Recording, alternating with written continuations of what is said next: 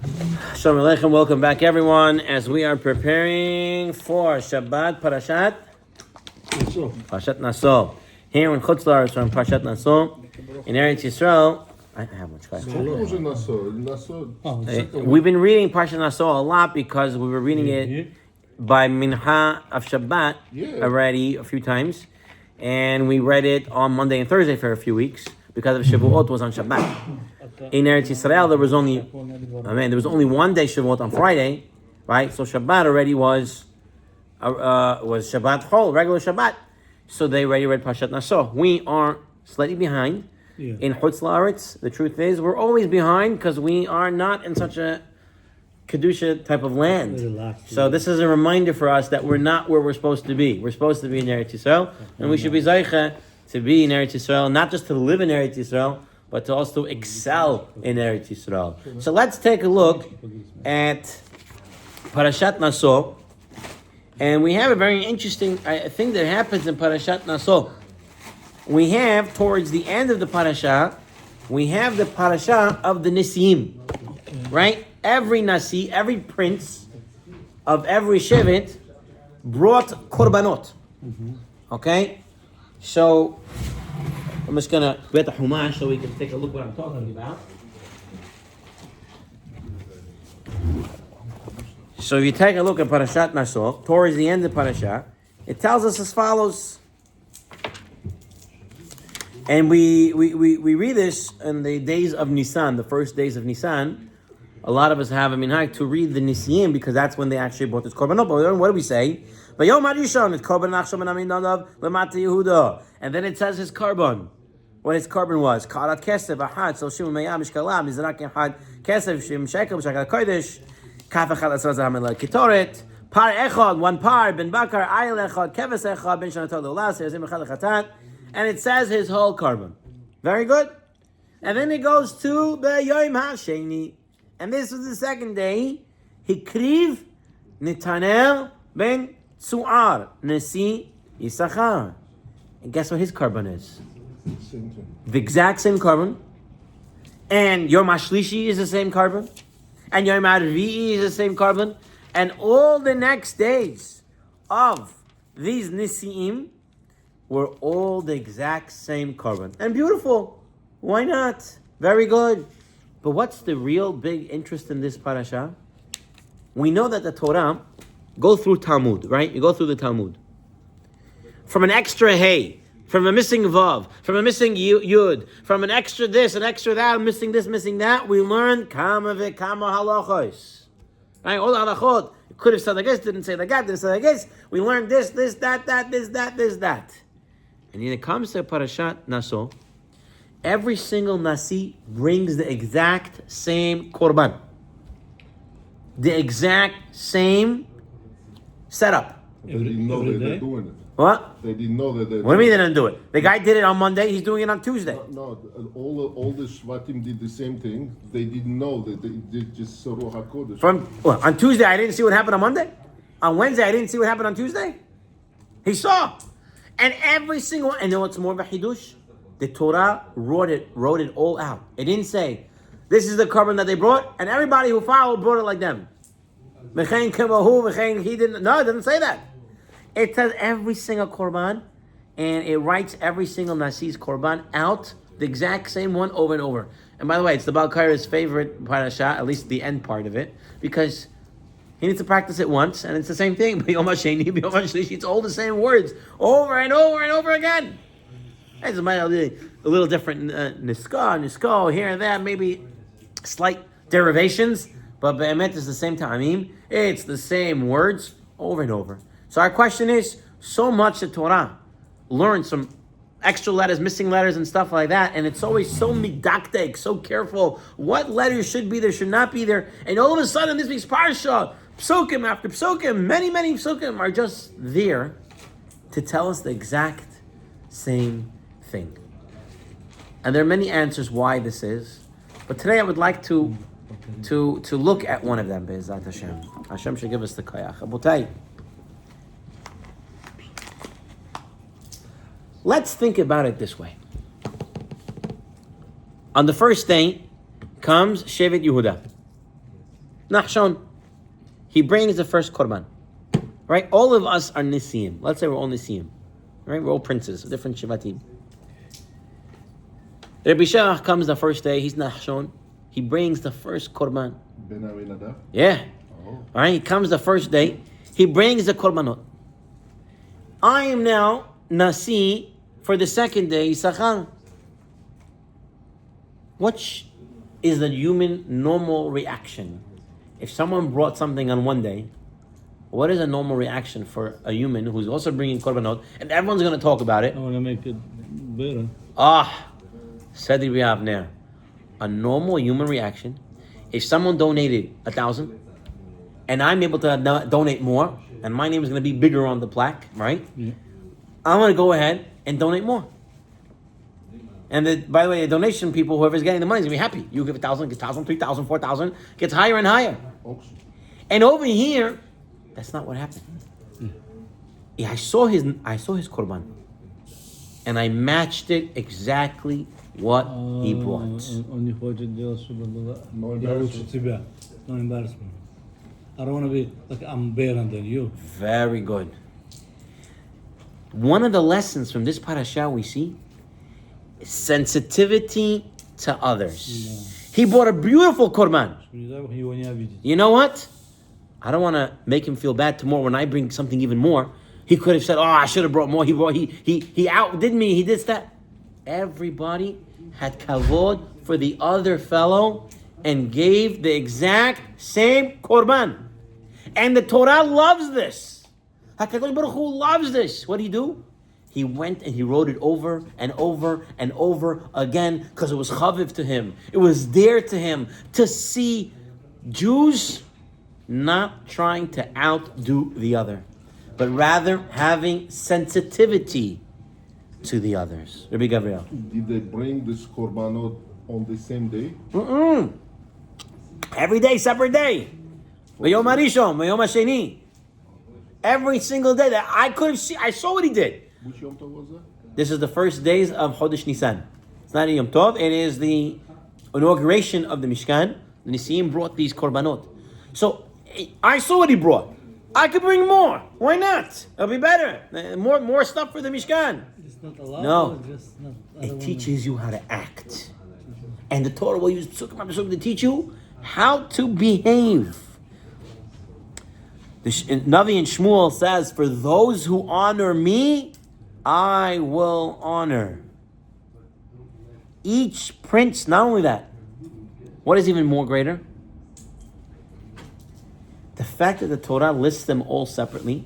Hashem loves that everyone was respecting each other, but even more.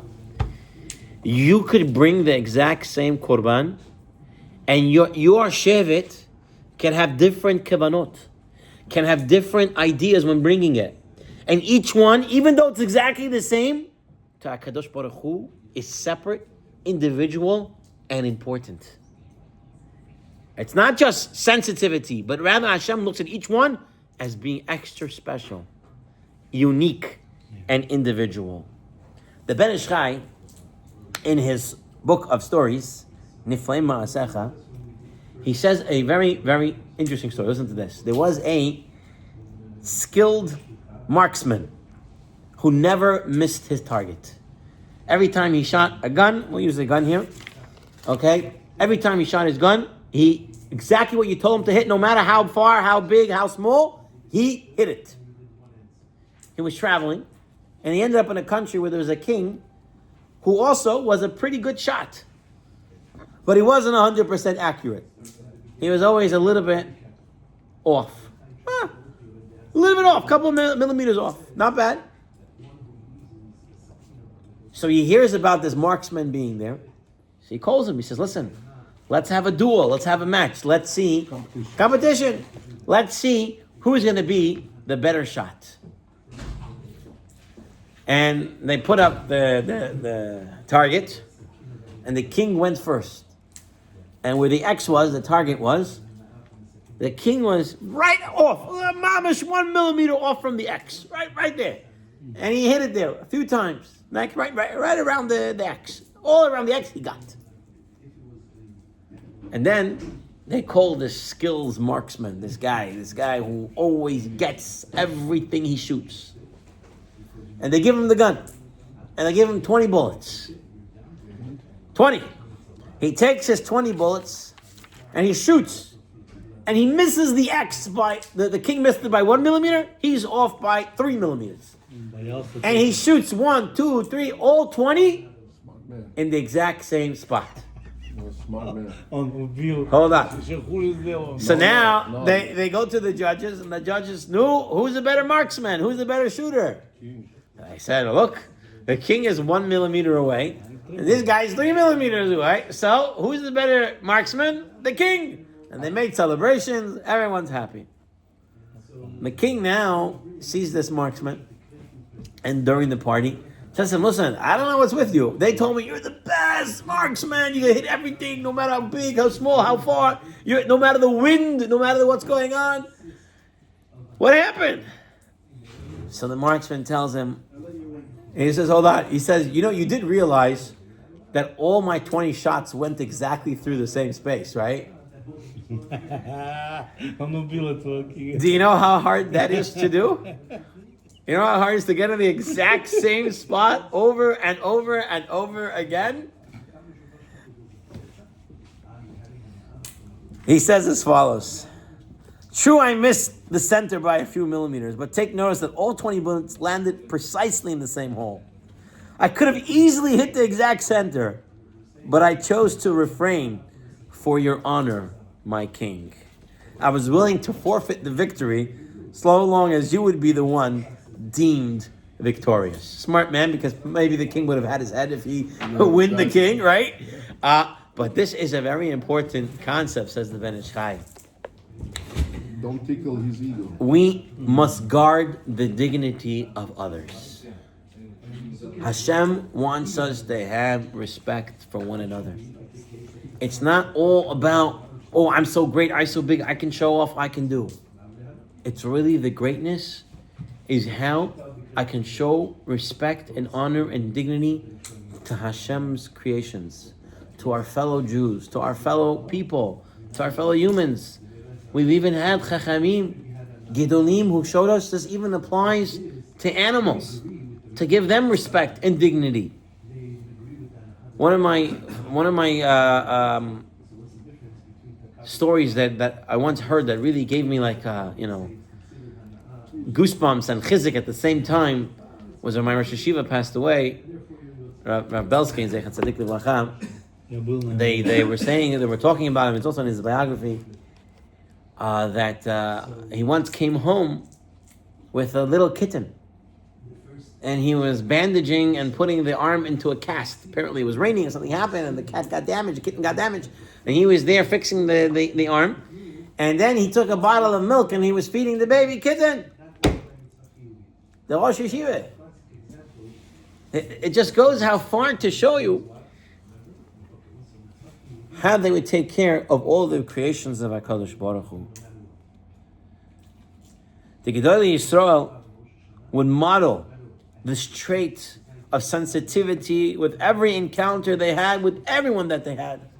It's a famous Maisa, what Rav Chaim Moshe Grodensky, Zechat Tzadik Livracha, the author of the Achiezer, the final rabbi of Vilna before the Holocaust, an enormous, unmatched Torah genius, that great Torah leaders, including the Hafetz Chaim, sought his advice and endorsement from Rav Chaim Moshe. He said he could write with 2 hands at the same time. Oh, they did say that. Rav Chaim was ambidextrous. He can write. That's actually interesting. No, two different Sfarim. Oh, 2 different Sfarim. Oh, wow. His mind can write 2 different things. That's impossible. Well, that's Rav Chaim Moshe. Let me tell you. When Rav Chaim Moshe was getting older, he was starting to put his Sfarim he was starting to put his manuscripts together to get them to print. And one of his Talmidim asked him, says, why you waited so long? Why are you waiting so long to finally put out your Sfarim? He said, because prior to this, I was working on an extra special sefer. He said, what sefer? He said, my sefer to get into Olam Haba. What sefer is that? To doing hesed to other people. He said, since I was younger, I had more koach, I was able to do more things. I was not busy with writing. I was busy with helping other Jews. Now that I'm older and I can't move so much and I can't do so many things, Now I can sit down and write my Sfarim. Now listen to this story, Rabotai. Rav Chaim Oizer was in the mountains in the summer, and he was there for the healing air, the mineral springs, and many elderly Jews and Torah scholars would come there. One year, in his elder age, Rav Chaim Oizer was staying there, and a stranger appears to Rav Chaim Oizer, and he asks Rav Chaim Oizer the directions to the local post office. His Talmidim are with him, and Rav Chaim Oizer says to this man, "Follow me." And he goes out of his way, and he goes on a half-hour walk and takes this guy to the post office. And his Talmidim were, after the guy got off and he went to the post office, they say to Rav Chaim Oizer, "Mahi, what was this about? You could have told the guy, go down this way, go down that way, and get to the post office." Listen to this, I will tell you. Chaim Oizer said, "Did you not notice? The man, when he asked me where the post office was, he was stuttering. He couldn't talk well. If I told him where to go, he would have to ask another person, and another person, and another person, and every time he would stutter, he would be embarrassed. I didn't want him to keep being embarrassed, and therefore I went out of my way, and I walked him to exactly where the post office was." I mean, you just hear this, and you are like amazed. The sensitivity of our Chachamim, our Gedolim, when it comes to people. I don't even know if this guy was Jewish. The story doesn't tell us. Sensitivity, to be nice to somebody else, to feel for them. Unfortunately, in our day and age, we don't care about nobody anymore. We want to double park our car, we double park our car. You want to block someone in, then you scream at them. Why'd you scratch my car? You blocked them, and then you're screaming at them. Be nice. Now, You just embarrassed me.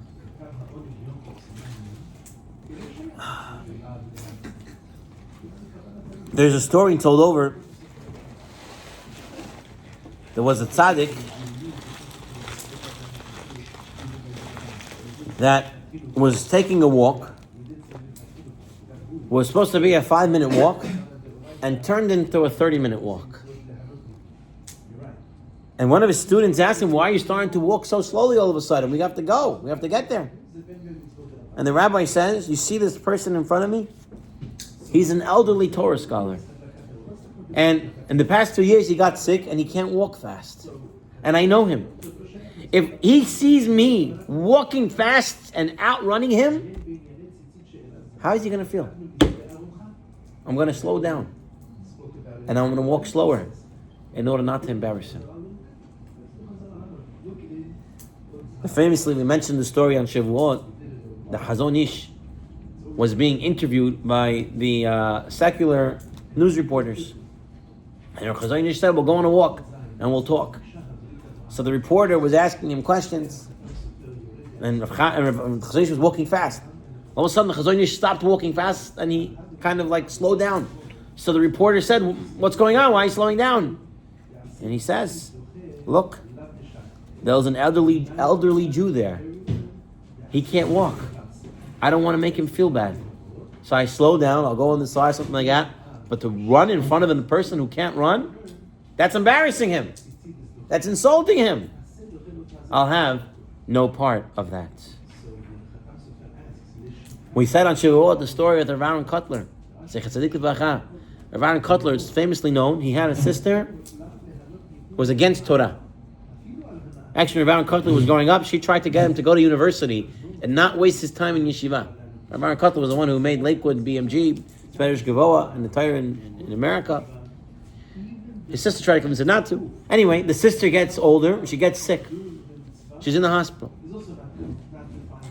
Rav Aaron Kotler is going to visit his sister. In the end, Saif, that's his sister. Rav Aaron Kotler, wherever he went, he always carried a sefer with him. Most Gedolim, most Tzaddikim, Rabbanim walk around with a sefer with them. That's the way it is. You know, they said that Rav Ezra Atiyah used to walk around with a Chovat HaLevavot in his pocket. Who is the author of Chovat HaLevavot? Chovat Levavot. Rabbeinu Bachya, how you say it? Bachya. Rabbeinu Bachya was in his pocket all the time. Bachya, Rabbeinu Bachya. Rav Ezra Atiyah, he says about himself that sometimes people would invite him to certain places that were questionable if a Rosh Hashiva should go there. So he used to say, I'm sorry, I can't go. Why? Rabbeinu Bachya will not feel comfortable there. I cannot bring in the Chuvat HaLevavot there. I had a Menal in my yeshiva. He was already a retired Menal at the time I was there. But he used to daven with us every morning. And he used to be in our camp also. His name was Reverend Nathaniel Quinn. This man, when I knew him, he was already in his 90s. The man, I told you about him many times. He during the week, he was a little hunchbacked. He was already older. But still had a very nice face. He was very smiley. He walked around, he had a cane. Came Shabbat, I'm telling you, I saw it with my own eyes. I'm not lying to you. On a Shabbat, the man was straight, no hunchback, and he was like a little kid running around on Shabbat, 90-something years old. He was in the dining room singing songs louder than the Bachram in the yeshiva, in the camp. And his face was shining on Shabbat. Shining. I saw with my own eyes. I'm telling you. Shema Yetera. The guy was a tzaddik, malach. He used to tell us, as young Bachram, he used to tell us, you should always carry a sefer with you. Why? He used to use the English language, and he would say, you make a pun out of it. A pun, use two words, the same word. He said, you will always feel safer with a sefer. You'll always be safer with a sefer. All right? Whether like Rabbeinu Atiyah from Porat Yosef, which is, it'll keep me in the right place, because I won't walk into somewhere if I'm holding a holy book. I'll think about it twice. Also, it'll keep me safer because I'm going to be learning Torah all the time. I'll have what to do. And it'll be a shmirah for me. All right? Carry a safer to be safer, to feel safer. Now, where was I getting with this? Right? Right. So Aaron Kotler would always walk around with the sefer. When he went to visit his sister who was anti-Torah, he did not take a sefer with him. He did not take a sefer with him. No, his Talmidim said, why didn't you take it? He said, what? And to make my sister angry? I know she doesn't like Torah. So I'm going to bring the sefer to her deathbed so she can get upset with me more? What? That's not... Torah is derachei darchei noam. It's a nice way of Torah. You don't force it someone's face. Here, take it, put it down his throat. It's done nicely. He said, I know my sister doesn't like it. She can make her upset if she sees it. So I don't bring it. It's. Some people don't like it. Unfortunately. She would be agitated by it. That's what he said. I will not go and visit her. But that's not him. Of course I go visit my sister. But it's okay. Sefer carrying is not a hiyuv. You don't have to carry a sefer the whole time. I'll put it down. I respect the other person. I won't make them agitated. Obviously, with other people, and if they get agitated with Torah, it's a problem. But it doesn't mean we disregard them. Chutzpah yak, you're Rasha. These things they won't help the situation. They said with Chacham Ovadia Yosef that there was this kid once on Shabbat morning knocked his hat off with a ball. Knocked his hat off. They were taking bets, the boys, outside the shul. They knocked his hat off. What Chacham Ovadia do? What can you do? Huh? Nothing. Keep playing with this kid. No, Chacham Ovadia said, you have somewhere to eat? Who said that? Chacham Ovadia said to this boy, you have somewhere to eat for Shabbat? You heard Kiddush, you have a meal? He says, no. Chacham Ovadia says, come to my house. Brought up to his house. The kids didn't know that. Hold on. Now he came to his house, he gave him to food morning. He gave him to sleep in his house, gave him Sudah Shishit. Motzei Shabbat. He asked the boy, what do you want to do? The boy says, I want to go to the movies. What do you think Chacham Ovadia did? Let's go. He didn't take him there, but he gave him money. He said, go. This boy, didn't have parents. He was an orphan, hanging out on the street, wasting his time. Chacham Ovadia said, you're always welcome to come back. The guy wanted another movie, so he came back. Next Shabbat, he got a free meal. He got a movie. Free Shabbat, free meal, free movie. Story goes, after a few months, the boy started feeling bad. I'm taking the money from the rabbi, going to the movies. He says, Rabbi, maybe we can learn a little bit. He started learning. He became a gadol. He became a chacham. Became a rav. How? Not by screaming at him, yeah, but chutzah is knocking off my hat, going to the movies. Listen to you. It's very important. The sensitivity of others, whether they're Charedi, whether they're Chiloni, whether they're like you, whether they're not like you, whether they wear peyot like this, whether they have big heads like that, whether they're big, they're small, they're dark skinned, they're light skinned, they're blue eyes, white eyes, doesn't make a difference. Every person, and especially every Jew, we have to show sensitivity to them. There's a story that's said over about the Brisker Rav. There's a story said over of Shach. He said about the Brisker Rav, Rav Yitzchak Zev Soloveitchik. Someone came to Rav Yitzchak Zev Soloveitchik and he wanted to get smicha. He wanted to get permission to, and license to be rabbi. No, not for shchita. To be rabbi, to be paskin shilas. Now, you can learn in one yeshiva, and if you know your stuff well, you can go to another rav or yeshiva somewhere else, another rabbi, another chacham, and say, I want to get smicha from you as well, and you can get, more. So this guy never had smicha. He learned something. He came to the Brisker Rav, said, I want to get smicha. So the Brisker Rav asked some questions. What'd you learn? Taruvais, okay, as a question, you have a mixture of isim and heter, What's the answer? The guy's completely off mark. Completely. He asked him a question in Bosur B'cholav, completely off the mark. Machalas Akum, also, complete every question he asks him, Tfilas Kalim, Kasher and Kalim, everything off the mark. How are you going to pass it? Okay, hold on. So, now, while they're in the middle of talking, two people come into the Brisker Rav, and they tell the Brisker Rav, we have a din Torah, and he tells this young boy, listen, I don't know what's going to be. The young boy says, I'll wait. The young man says, I'll wait. And they do the din Torah, they bring a certain amount of money, they say there's a question about this, question about that, and they left the money on Rav Chaim Oizer's, on the Brisker Rav's table. And the young man is in this room. The two people that are the din Torah, they leave. The Brisker Rav walks them out. And now, he comes back into the room, the young man is not there, and the money is not there. What is Michav says this? No. Hold on! No, you're jumping to come. The Brisker Rav runs out of the room, runs to this young man and says, I forgive you, I'm meichel you on the money,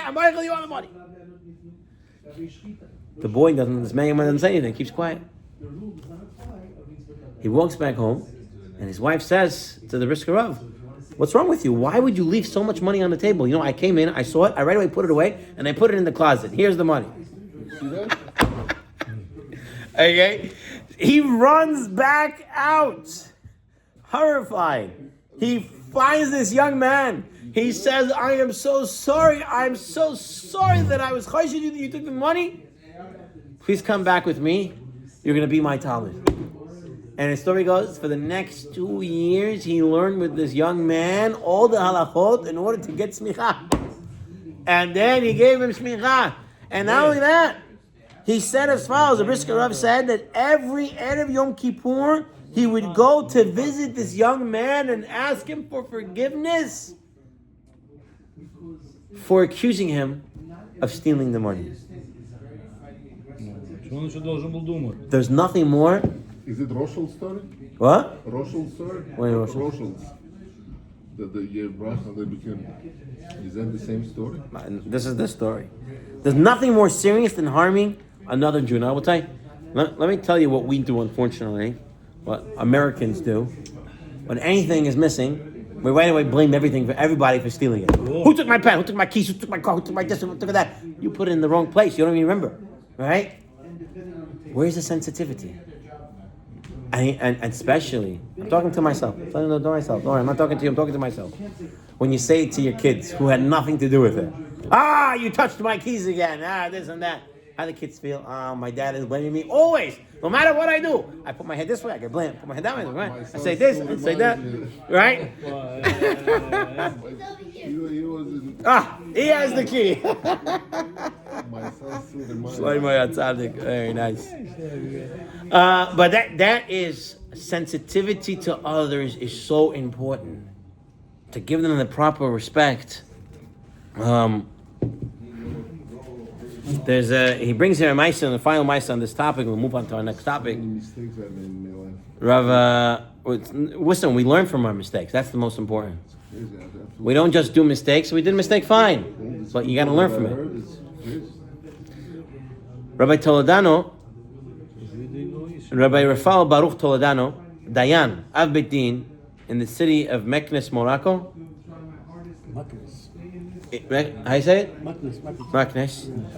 Morocco. He once had a young man, marriageable age, come to him. And he tells the rabbi, listen, I need some help. I thought I was going to get a certain job and certain thing, I can make money. I was supposed to get 500 lira. And next week is my wedding, and I'm supposed to give it as part of the wedding. That's my payment for the wedding. And I don't have that money. And if I don't get this money by next week, the wedding is called off. Ma la'asot, what to do? So Rabbi Toledano takes out 500 lira. He says, but I can't just give it to you. I need a collateral. Pikodon, something to take from you. So the man says, you have anything? He says, I really don't have anything. All I have is this watch over here. Looks at this watch. It's this cheap watch. It's not worth anything. Rabbi Toledano says, I'll take it. Take the watch. Toledano takes the watch, gives him 500 lira, and this is his collateral. Rabbi Toledano wears the watch, and everywhere he goes, wow, look at my nice watch, look at my nice watch, look at my nice watch. Rabbi Toledano is showing off the watch. It's not even his watch, he's showing it off. So someone asked the rabbi, says, why are you wearing such a simple watch, and what's so special about it? Are you making such a big deal of it? He says, the truth is, Rabbi Baruch says, I have no need for this watch. But a young man received a large loan from me in return for collateral. And it's almost worthless. I wanted him to feel the item he gave me had value. I wanted him to feel good about that he gave me something special. That's why I'm walking around showing it. So he thinks he gave me something good. Otherwise, he'd feel embarrassed or ashamed. But the boy sees This reminds me of one last story. It reminds me of a story. There were a couple of Jews. They were not able to get home for Chag HaPesach, for Chag HaMatzot, for the Passover holiday. And they found some place. There was a Jew living there. He had a big house, big mansion, and stuff like that. And they knocked at his door, like 3 Jews, and they knocked at his door and they said, please, it's Erev Pesach. We have nowhere to be. Can you please let us be your guests for Pesach? And the rich man says, I cannot let you be my guests, but if each one of you pay me, and he gave him like a huge amount of money, let's say, I don't know, choose money. $5,000. Nah, not that crazy, okay? Said, give us $1,000 and you can stay the first 2 nights, first 2 days, you can stay for Pesach. each. These are businessmen, $1,000 each. They're all looking at each other, what type of tzedakah, what type of Jew is this? Take $1,000 each one of us for Pesach. Mazeh, mahi, well, how could this be? He said, listen, this is the thing. You want it to stay here? You can stay. And I have room. And not only room, I have nice rooms. I have robes ready for you, slippers ready for you. I have food, omine, ochel, basari, dagi, everything I have. They looked around, they said, we have no choice. What choice we have? We're not going to make it home for Pesach. They each shelled out $1,000 and gave it to this man. They came in, and now they say, I paid $1,000. I better eat well.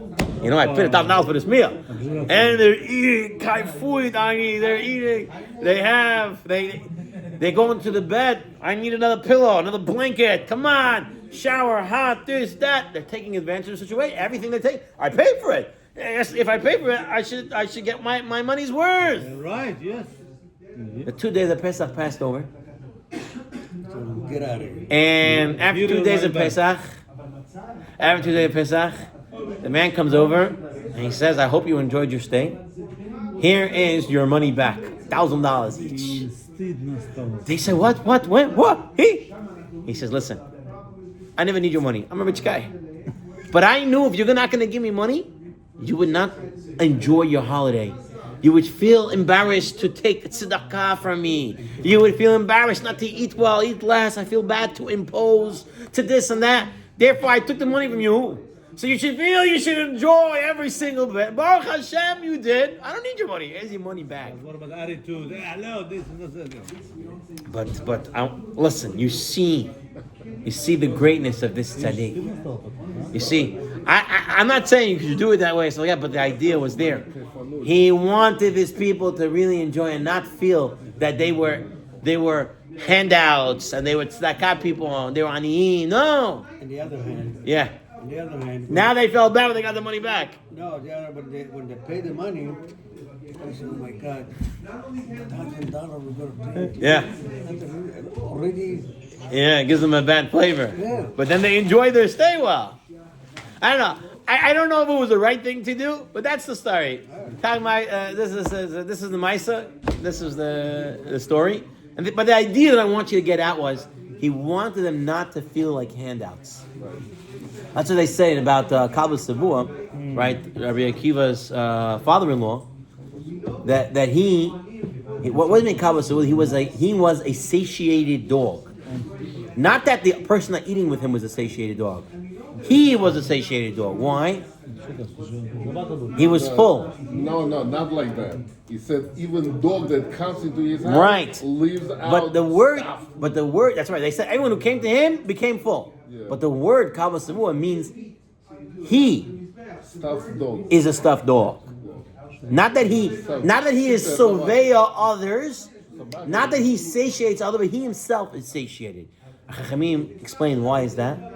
Because when someone would come to Kabbalah Savua to eat, he didn't say, "Here's your tzedakah. Here is my chesed that I'm doing for you." He would tell them, "Listen, I have to eat now, and I don't want to eat alone. Can you eat with me?" The guy who came for chesed now is doing chesed for him, eating with me.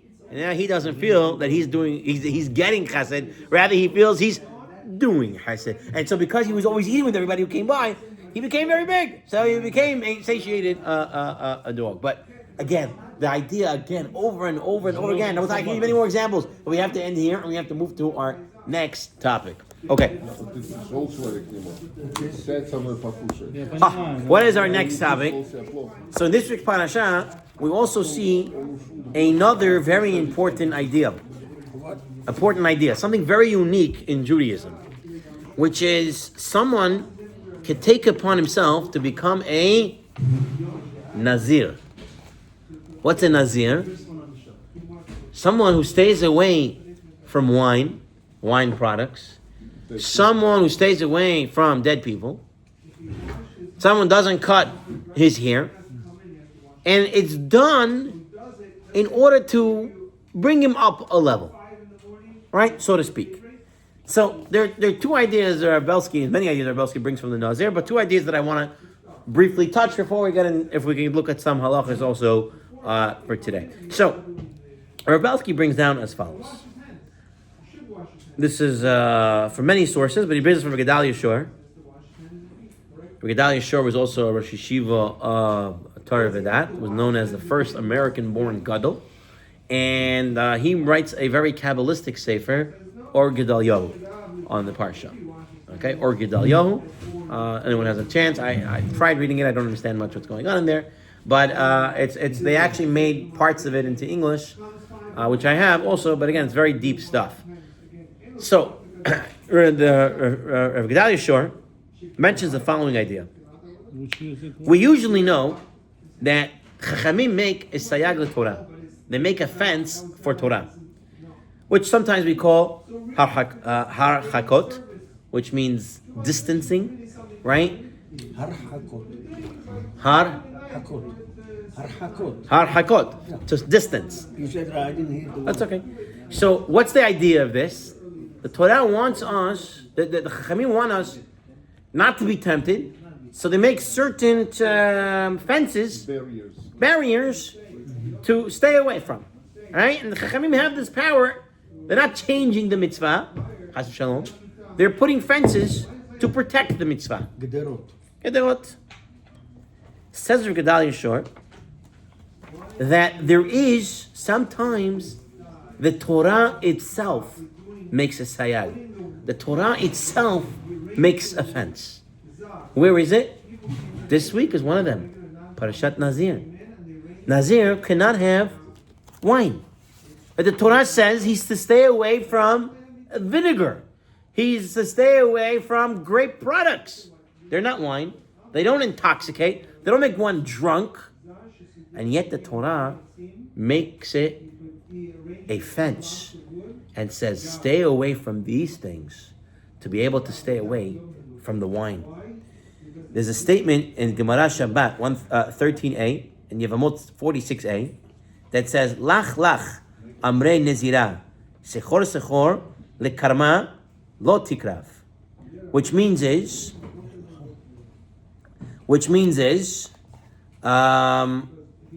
to you we say, keep away, go around, do not approach the vineyard. Stay away from temptations. The Torah already puts us into place. This is a sayag deoraita, not a sayag derabanan. This is a sayag deoraita. Says Rav Belsky, when it comes to life, we have to realize that sometimes we have to make our own distances from certain temptations. And the one example that he brings here, he says the internet is just one of many very good examples of this principle. Unfiltered internet means that there's no fence at all, right? There's no sayag, there's no gather, everything's open. If someone sets up controls that he gives an example. He says, imagine a person is tailgating a truck. He's driving behind the truck and he's going at 60 miles an hour. Okay? And he's right behind the truck. What happens if the truck suddenly stops? What happens to his puny car? Kapara. Kapara Shivi, gone. It's finished. This is what happens when someone comes too close to temptation. It's too hard to stop. Temptation sucks us in. It's you should know that it's chemistry of the brain. When you like something, right? This is what temptations are. When you like something, it creates dopamine. It creates different good feelings in your brain, which makes you want to continue to do that. It's an addiction. So you start a little bit, but you want more and more and more and more. You have to make harhakot, you have to make distances. You have to make a sayag. That's one idea he brings from Nazir. The second idea he brings from Nazir is as follows. Usually we tell somebody that if you want to go up a madriga, you want to go up in levels of observance, don't jump.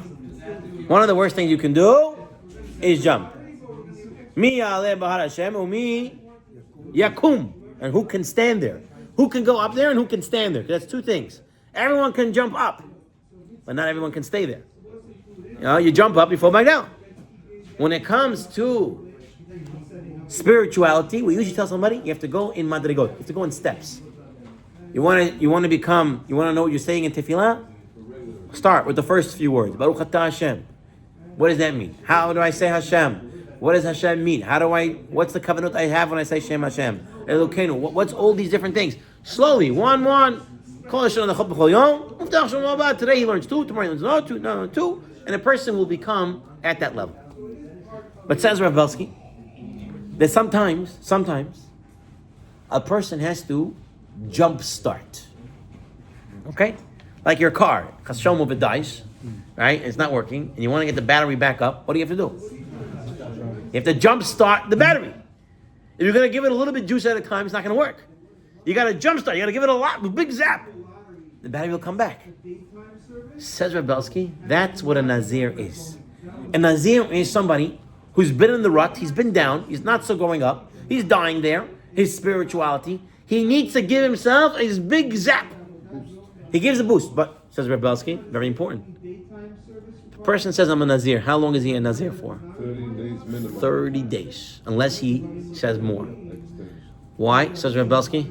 Because Umi Yakum, who can stand up there for so long? You have to have a time frame. of how long I'm going to do it. Because if you're going to stay up there forever, you're not going to stay up there. Too much, you know, the battery, once you zap it, right, and it works, you're still going to have, you might have to replace it pretty soon. I had a car once where I zapped it, it works, and then every time I shut it down, I have to zap it again. I had to get rid of the battery and change the battery out, right? So Belsky says, you have to zap yourself sometimes to go up on a higher madriga, but you have to also realize that I'm going to do it for a short while, and hopefully something sticks. I mean, even though I went up to this amount, hopefully when I come back down, it's not all the way down. I come back down a little bit, I still have something. And every time I zap myself, I'll be going higher and higher. But the idea is not to get into a rut, not to stay down there. Rabbi Victor Miller, would share as follows. He says when he was a young boy, and he went from America to Slobodka to learn the yeshiva, they had a musarvad. A musarvad was a group of boys that would get together, and they would discuss topics in Musar. He says that once they were learning, and they were going to choose the topic, the midah, to work on for the next month, or whatever, week, month, whatever it was. So, Rabbi Victor Miller says, one of the Bachrim said, this month we're going to work on emet, on speaking the truth, on being a truthful person.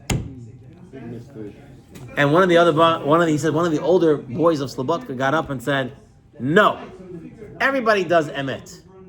We're going to serve Hashem this month with sheker. So all the Bachrim said, sheker? How do you serve with sheker? How do you serve with lying? He says, we all know we're not so high up. But this month we're all going to pretend that we're high up over there. That we are tzaddikim gedolim. We're all going to pretend we're bigger. We're going to daven with more kavanah. We're going to do all these different things. And then what? And then what the Bachram said? That's it. He said, and hopefully something sticks. Something that we take extra on this month, something will stick. Let's serve Hashem with sheker. Sometimes you have to do a little bit more, a little bit extra, even if it's out of your comfort zone. Because if you're always going to stay in your comfort zone, you're never going to grow. You have to sometimes come out of that comfort zone. I never learned Yerushalmi. I'll start Yerushalmi. I never learned Shulchan Aruch. I'll start. Okay, for 1 month, I'll do a program. I don't do Daf Yomi all the time. Okay, Chulin is a big masechet. It's very in depth. It's very hard to understand. Fine. What about when it comes to a small masechet like Makos? If it comes to masechet Ta'anit, Megillah, different masechtot that are small. You know what? This month I'm going to be a Daf Yomi guy, even though it's not me. But at least this month I'm going to be a Daf Yomi guy. To do something, and then hopefully it sticks, and you'll do it on and on. But you have to jump at some point. When we came to this country, nobody knew how to smile. They used to teach us smile. Yeah. Smile. I said, I don't feel like smiling. Just fake it. Just fake it till you make it. Fake it till you make it. Fake it till you make it. There's a nice story that goes with this. Should I say the story, or should I move on to the halakha? Should I say the story? Please. Okay, I've said the story before, but if you haven't heard it, it's a good story to hear. I heard it from my Rosh Yeshiva, Rabbi Sol Reisman Shlita. He shared the story. He said there was this commoner, this regular peasant. What's a common? A peasant, Hamon Am, a regular guy, not from the Malchut, not from the royalty. No, peasant is a kachoznik. Not necessarily an Amorit. He's not Jewish. This guy's story's not about Jew. Person from the land. Okay. Yeah. So listen. We only have 4 minutes. I'll tell you the story. It takes a few minutes. So he sees one day. He sees the princess, and he falls in love. Okay, he loves the princess. He wants to marry the princess. She's beautiful, and everyone tells him, "There's no way you're gonna marry the princess. Look at you. You're a villager. You're a peasant. Yeah, a farmer. She's a princess. And shaykhus. There's not shaykhus. It's not possible." He says, "No, I have to marry her. I have to." So what does he do? How am I gonna? He says, "Look." He looks in his face in the mirror. He looks like a villager. What am I gonna do? He finds out that somewhere they sell. If you spend a lot of money, he gives you a mask that's perfect mask that makes you look like anybody you want to look like, and it looks perfect, not like fake. So he goes there, he gets money, he borrows this, that. He goes to the master mask maker and says, "I need a mask that makes me look like royalty." He says, "Pay me extra money." Give him money. He pays the money. He gets the mask. He puts it on. He starts walking around with royalty. He has a royal face now.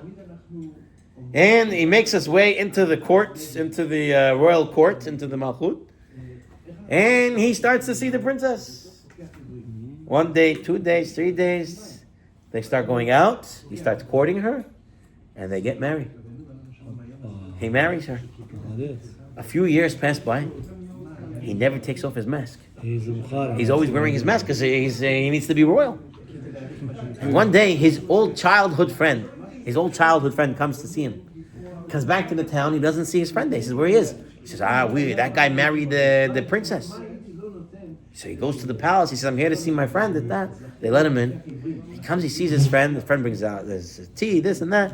He says to his friend, what happened to your face? This is not you. What happened to your face?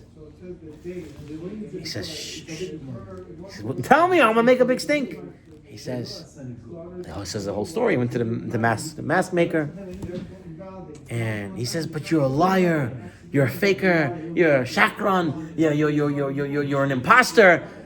I want my friend back. And he jumps on him and starts to pull off the mask. And he starts screaming. They all start screaming. And the mask comes off. And now his friend looks at him and starts screaming even more. Ah! He says, what? He says, without mask. He says, your face changed. It looks exactly like your mask. He wore it so long that he became it. Abutai, that's your fake it till you make it. You do Avodat Hashem on a higher madriga. You probably want that much. There was a story. You do a higher madriga. And if you do it long enough, and sincerely enough, it will become you. That's an important lesson. One guy who didn't learn that well, and he went a GD, JD, yeah. and he got the score, the highest score. He said, his mother said, "Is yours?" He says, "Yeah, it's my name." And then since then he started walking and then thinking good Then he's about good, himself. right. He became very rich man. And then they came to him and said, "Yeah, It we was a made a mistake." Right? But once he thought he was, But he believed in himself. Right. And so Rabotai, just to review, dignity, sensitivity, making people feel good, understanding the need to stay away from certain things, and also the need to jumpstart our lives, do something greater, something bigger. Don't always stay in your comfort zone. Rabbi Hanan Bakasham Omer, Tzaddik HaKadosh Baruch Hu, Zakot Yisrael.